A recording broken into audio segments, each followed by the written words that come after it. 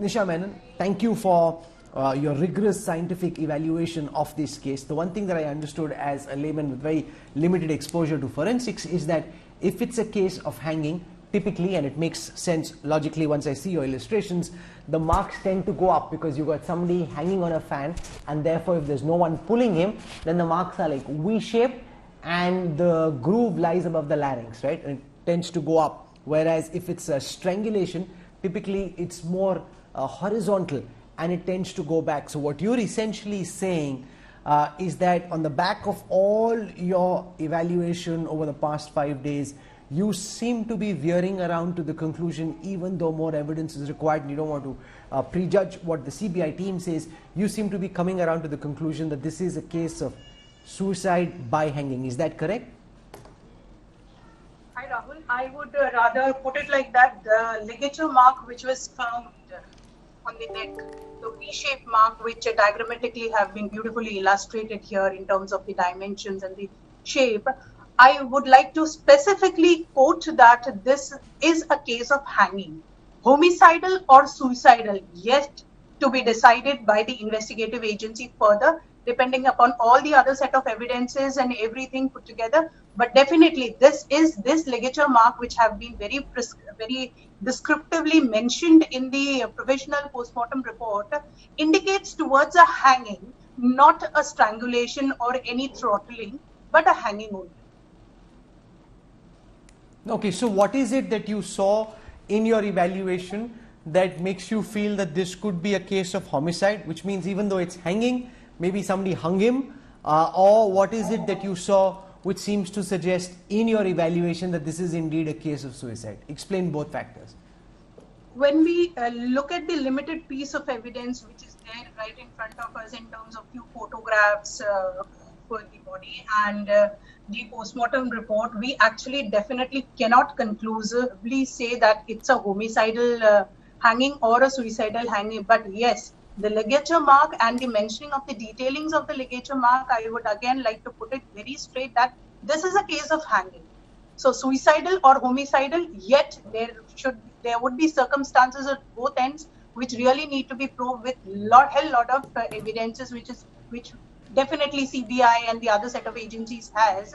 But as of now, with this limited piece of information, we cannot say that this is a suicidal hanging or a homicidal hanging. Okay, now Manas Mishra was on our show and he was of the view that his evaluation suggested that this is indeed a case of strangulation, and we hadn't put out at that time our own scientific evaluation, so I wanted you to come back again on the show, now respond to what you've seen in this forensic evaluation that we put out of the autopsy report, the postmortem report, and give us your perspective on whether you are now convinced that this is, and because of the nature of the marks, the direction in which the marks have been made, that this seems to be a case of hanging. Are you convinced about that? Are you willing to change your view? And if not, why not? Manas Mishra. Hi, thanks Rahul. See, whatever ma'am just suggested, Ms. Nisha, she said that the detailing of a ligature mark is very important. Like she said that there's a V mark there, and that is only present while hanging. But like every forensic expert, like every other forensic expert, my opinion is that you should, if in case you want to say that this is actually a case of suicidal hanging, you have to rule out homicidal hanging as well. So my theory says that the ligature mark should match with the ligature material, first of all. And one very important fact that we are missing here is the time of death. Now, whenever I stress more on the time of death, this is because one thing we don't know is for how long, if it is a case of suicidal hanging, for how long the body was suspended. We don't know.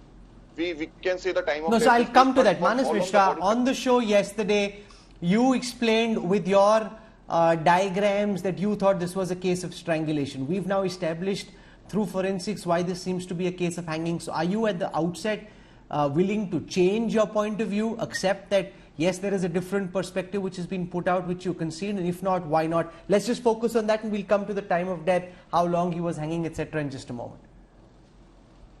Sure.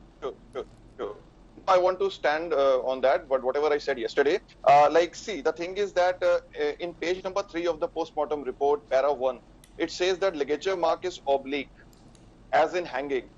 However, the mark may be oblique if the victim has been compressed by a cord while in a recumbent position. Now, when I say recumbent position, it is when a person is actually lying down on the floor. Now, if I show you a diagram,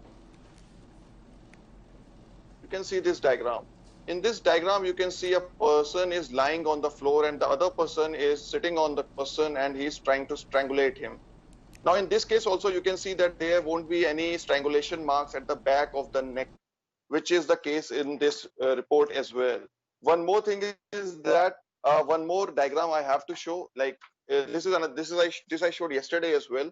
This is another way of doing it, sir. This is another way of doing it where the strangulation marks will not appear at the back of the neck. One more thing I want to say that I don't have a diagram for that, but if the victim was sitting and the perpetrator, applies ligature on neck while standing behind the victim, then using the force backward and upward, a ligature mark can be made. A similar ligature mark can be made. So again, it is, I'm not saying that it cannot be hanging, but again, there are different views on it. I would say that it could be strangulation as well, ligature strangulation as well. And yeah, yeah.